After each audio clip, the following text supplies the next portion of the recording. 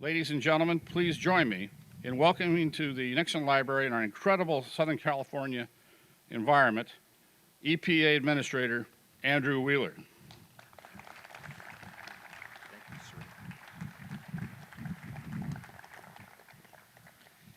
Thank you very much. Good afternoon. It's a privilege and an honor to be here at the Nixon Library to talk about the federal government's role in environmental protection during the next 50 years. I just want to stop a second, just kind of soak in the library. What a beautiful place to be to commemorate the 50th anniversary of EPA. I want to thank Congressman Calvert for your remarks. Thank you very much for the introduction. Thank you to Jim Byron and the Nixon Library and Foundation Board and staff for making this day possible. And to all the other distinguished guests, thank you for being here, and thank you for the work that you're doing to help this country and your communities become safer, healthier places to live. Let me start by saying something that should be old and familiar. America's environment today is cleaner than it has ever been in our lifetimes.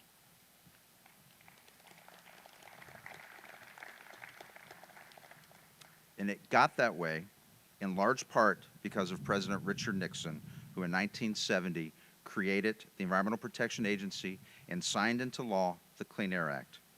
Later this year, EPA will be celebrating its 50th anniversary, so today is an important opportunity for me as the EPA's 15th administrator to celebrate the things that have worked well for this country's environment and to look for ways to improve environmental outcomes over the next 50 years. The Clean Air Act and the Clean Water Act, which were both enacted in Nixon's first term, have become the foundational environmental statutes to guide EPA's mission to protect human health and the environment. Since the early 1970s, EPA's job has been pretty straightforward: clean up America. And the agency has done just that. In 1970, lead gasoline and lead-based paint were still in common use. Asbestos and dioxins were viewed as assets to many products, not as dangerous pollutants. Now all three of these hazards are largely banned from commerce, along with hundreds of other dangerous chemicals and compounds.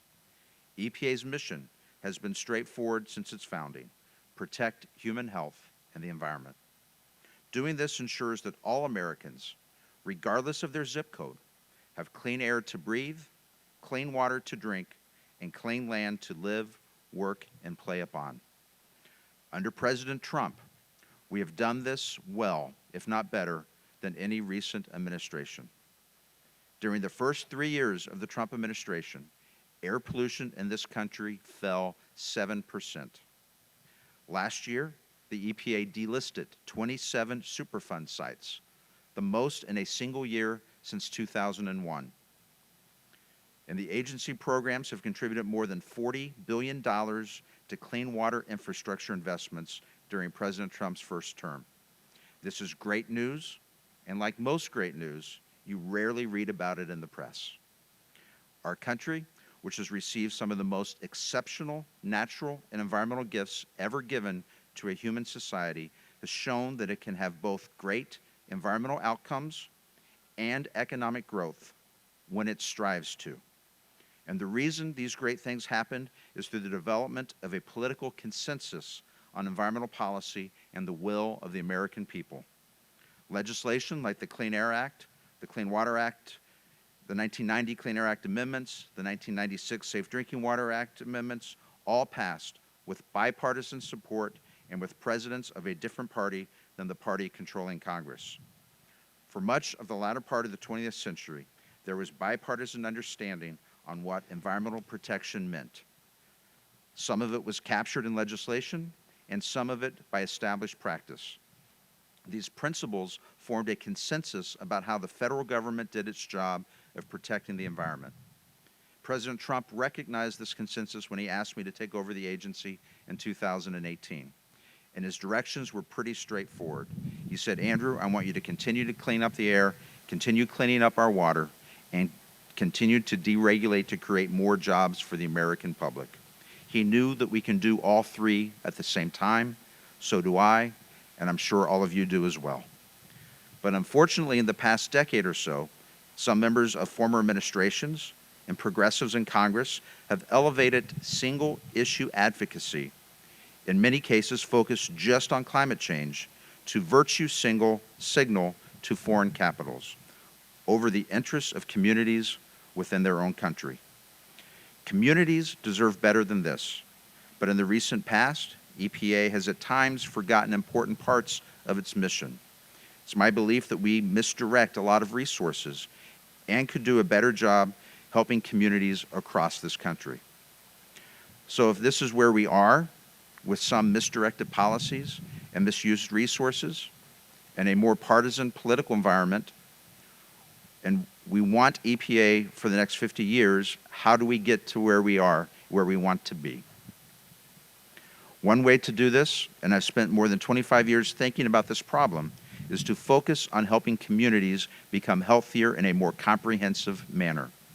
Communities that deal with the worst pollution in this country, and they tend to be low income and minority, and face multiple environmental problems that need solving.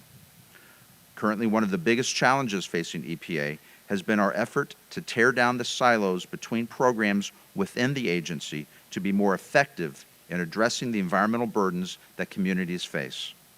We must do this because the current lack of effectiveness has contributed to some very perverse environmental outcomes and resulted in a lot of unintended consequences. So going forward, as my favorite author, William Shakespeare, wrote, "See first that the design is wise and just, and ascertained, pursue it resolutely." Because communities and political leaders will always struggle with where to put limited resources, they tend to focus on the squeaky wheel. An environmental inspector tells them that they have to get back into air attainment, so they focus all of their attention and resources on that. Meanwhile, there is still lead in the water pipes of their schools, which goes ignored. When I was a staff director in the Senate in 1997, we took testimony from Mayor Emma J. Hall of Benton Harbor, Michigan. That community at the time was about 90% African American, poverty rates were very high, and the town had not recovered from the deindustrialization of the 1970s. Mayor Hall's message to the committee was that EPA's Brownfield program was telling her that if the city applied for EPA grants, many old abandoned industrial facilities could get cleaned up, redeveloped, and new jobs could be created. But then EPA's Air Office told her that Benton Harbor was in a non-attainment zone and that she could not bring new businesses into the city because they're not going to get new air permits. So how is Benton Harbor going to use its experienced manufacturing workforce if no new factories or businesses could be built? It's a good question, and one that has remained unanswered for the last few decades. I saw Benton Harbor's experience as similar to the community where I grew up in, just north of Cincinnati. The neighboring town of Hamilton during the 19th and 20th centuries was one of the world's most important manufacturers of paper, bank vaults, as well as machine tools and railroad switches. But as deindustrialization overtook Hamilton, as it did with Benton Harbor, its economic health weakened, jobs were eliminated, and businesses closed down, leaving behind abandoned buildings, polluted industrial sites, and the people who had set their roots down. New businesses coming into southwestern Ohio did not return to Hamilton. They went to the suburbs. They went to the farmland. They went where the farmland was cheaper and less pollution, which allowed commercial investments to be made easier, and which created its own environmental costs as more farmland was paved over and turned into businesses and housing instead of looking at the older sections of the neighboring town. Many of the sites EPA has responsibility for are in some of the most disadvantaged communities in this country. And I will point out a truism. Neglect is a form of harm, and it's not fair for these communities to be abandoned just because they don't have enough political power to stop the neglect. So where does this put us as a country in 2020? The truth is this country is facing a lot of environmental and social problems that have not been dealt with the right way up until now. And while the focus of the next 50 years should not be like the last 50, but it should be informed by the last 50. Many towns and cities in the United States are using the same water infrastructure they used for over 100 years. And many schools use lead water pipes long after such pipes were banned for new buildings. The American public views our pesticide program through the lens of the trial lawyers who advertise on television instead of the way we manage the program. And the Superfund program, which celebrates its 40th anniversary this year, has become focused on process rather than project completion. If you look for answers on why environmental injustice takes place today, one should start by asking why the most under-resourced and economically vulnerable communities in this country are the places with the most pollution. It's not happenstance nor a coincidence. I'd like to be able to say that communities like Benton Harbor and Hamilton and many thousands of other communities that need help in this country have been helped by improved environmental governance over the last 20 years, but most of them have not. Benton Harbor's poverty rate in the last 20 years has risen. Hamilton's population peaked in 1960 and has fallen ever since. These issues are challenging and would be difficult for any administration in office, but they would be easier to solve if people in power were more aware of the consequences of poor environmental policies. Having worked in Washington for many years, I've gotten used to policy arguments being divorced from good economic outcomes. But when it comes to environmental policy being divorced from good environmental outcomes, the situation becomes much harder to accept. If you've ever wondered why Republicans can get upset sometimes, here are some reasons. It's very disappointing, for example, to see governors on the East Coast, such as Governor Cuomo, unilaterally block pipelines that would take natural gas from Pennsylvania to New York and New England. These poor choices subject Americans to imports of natural gas from places like Russia, even in the face of evidence that U.S. natural gas has a much cleaner emissions profile than imported natural gas from Russia or elsewhere.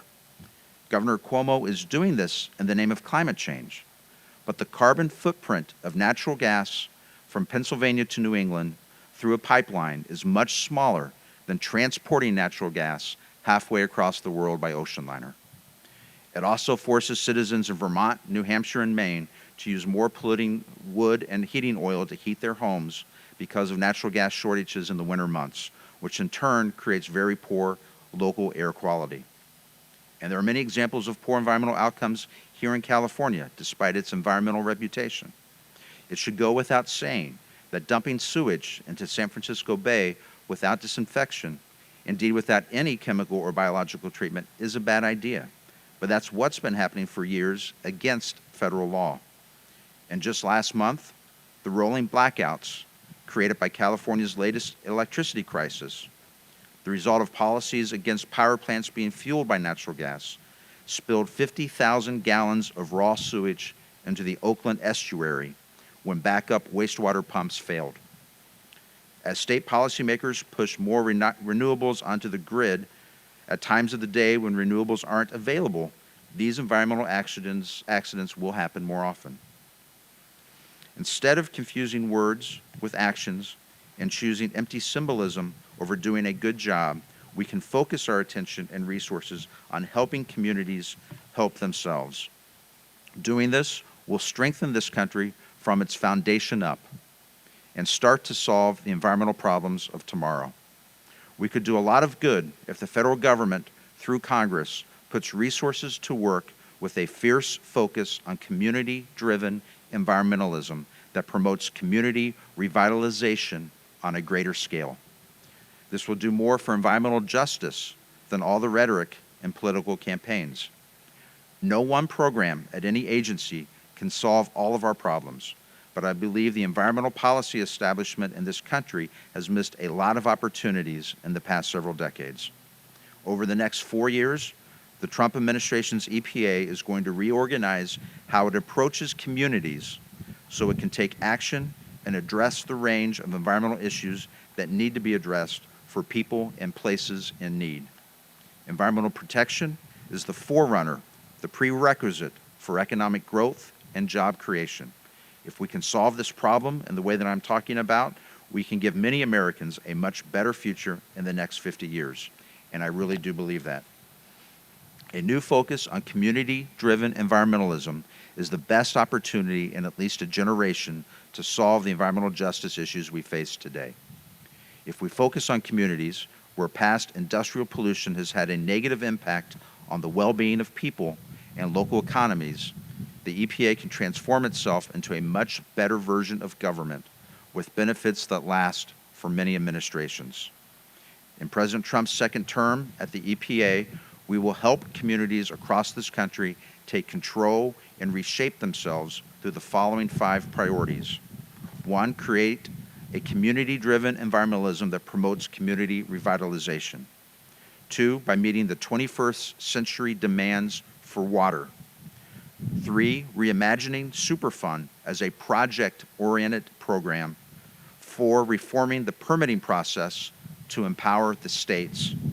And finally, creating a holistic pesticide program for the future. These communities I've mentioned have been shaped in negative ways by their history of pollution. Winston Churchill once said, "We shape our buildings, thereafter they shape us." He was talking about the House of Commons, which had been damaged during World War II, and there were questions about whether it should be rebuilt at all.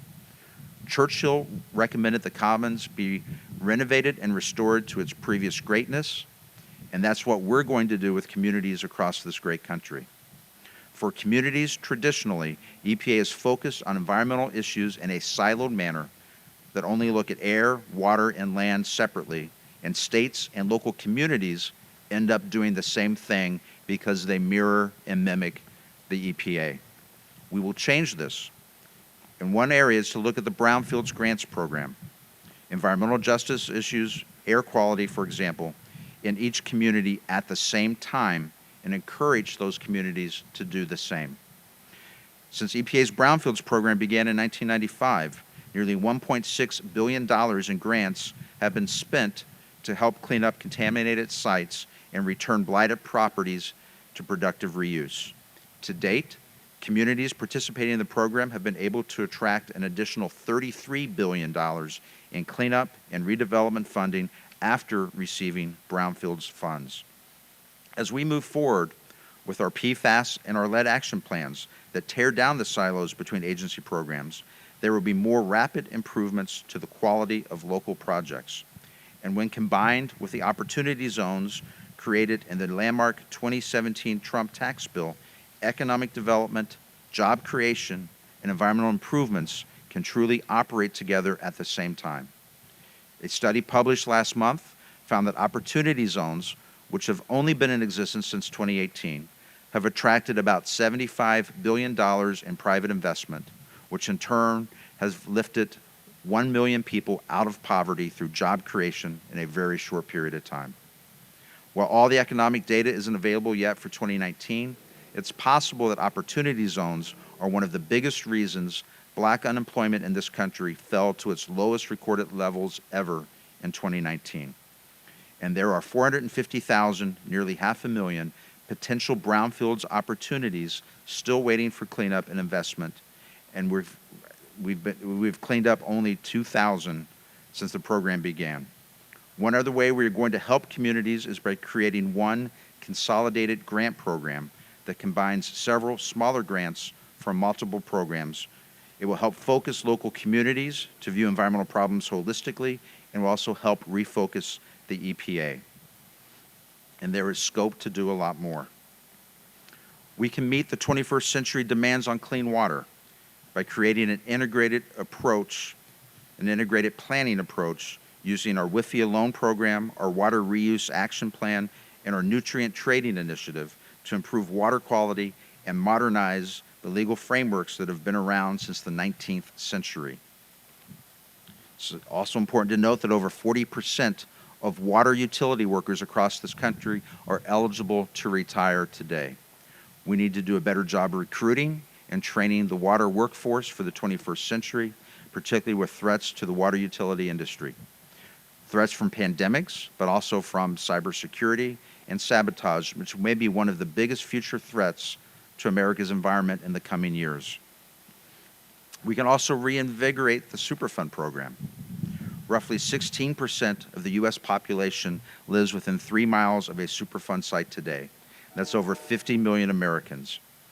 EPA has allowed litigation and bureaucracy to dictate the pace of Superfund projects instead of focusing on improving the environmental indicators and moving sites to completion. We need to fully implement the recommendations of the 2018 Superfund Task Force and reimagine the approach to clean up sites using the latest technologies and best practices. Many of you may be familiar with the great British TV series Yes, Minister, where elected politicians who want to change things do battle with the British civil service, which wants things to stay the same. And the civil service usually wins. During one episode, senior civil servant told a minister, quote, "We don't measure our success by results, but by activity. And the activity is considerable and productive." That has become the historic problem with the Superfund program, but it's one that we can solve. We have focused too much on the activity at a Superfund site instead of on the success of getting the sites cleaned up and returned to productive use. We helped President Trump successfully implement the new NEPA regulations with the goal of reviewing federal permits within 2 years. Because of this, new permit bottlenecks will be at the state-level agencies implementing the federal program instead of the federal government. EPA has a unique opportunity to provide technical assistance and support timely permit reviews by the states. 96% of water permitting authorities have been delegated to the states, and 48 of the states have been delegated the AIR program. Going forward, when we renew state delegated programs, we won't just be looking at their enforcement statistics, but we will also begin looking at their permitting programs and their permitting statistics as well. We can also improve the way we handle pesticide regulation. We do a good job approving pesticides on an individual basis, but we have not excelled in explaining to the public our holistic approach to pesticide management. The media and the courts tend to view our individual pesticide decisions in a one-off fashion, which has left the American public uninformed on our science-based processes. We will take into account biotech advances and better examinations of new active ingredients. Just this week, we announced a proposed rule that will remove onerous and expensive regulation of gene-edited plant protectants. And we will safeguard pollinators to support the agriculture industry. And we can decrease reliance on animal testing to a point where no animal testing will be taking place for any of our agency's programs by 2035. And I'm happy to say that the current EPA leadership is already seizing the moment. As I said before, the focus of the next 50 years cannot be like the last 50. This agency has proven it can protect human health and the environment. What it has not accomplished is reaching the environmental justice goals of fairness and good environmental outcomes that this country must achieve if it wants American communities to become better, healthier places to live. Here are 5 things that the EPA is doing, 5 new pillars that have largely gone unnoticed by the public that are changing the way the agency operates today. We are creating cost-benefit rules for every statute that EPA uses. We are creating science transparency rules that are applied consistently. We've already published new guidance policy procedures that brings all of our guidance documents to light. We've reorganized our regional offices that make it much easier for community members to interact with the agency. And we've implemented a lean management system, also known as the Toyota system, throughout the agency to improve the way that we operate. By making these changes, communities will be more empowered and able to take action to work in concert and cooperation with EPA and not interact in a confrontational or cowed manner. The first pillar is our cost-benefit rulemaking. This is the first time that the agency will define how to calculate the costs as well as the benefits of proposed rules. The American public deserves to know what the costs and the benefits are for each of our rulemaking efforts. We are starting with the Clean Air Act, which will provide much better clarity to local communities, industry, and stakeholders. And we will implement a cost-benefit regulation for all of our environmental statutes by 2022. Our second major pillar is science transparency. The American public has a right to know the scientific justification behind a regulation. This will bring much-needed sunlight into our regulatory process. Some people will oppose it, calling it a secret science rule. Those who oppose it want regulatory decisions to be made behind closed doors. They are the people who say, "Trust us, we know what's best for you." I want to bring our environmental decision-making process out of the proverbial smoke-filled back room. I cut my teeth working at EPA in the 1990s on the Community Right to Know program, and I fundamentally believe that people have a right to know how our regulations are developed. The cost-benefit and science transparency rules will go a long way in delivering that. After finalizing the science transparency rule later this year, we will then conduct a statute-by-statute rulemaking, much like our cost-benefit rule approach. On the guidance documents, the third pillar of agency change, and it's an area where we've already made a lot of progress and we've shined even more light. The agency for years was criticized for not making guidance documents which have almost the force of law available for public review. The costs involved to uncover guidance documents became a major barrier for anyone wanting to know how to improve their communities or how to come into compliance with the environmental rules. Last year, we went through all of our guidance documents, some dating back to 1970, and we began putting all of them onto a searchable database.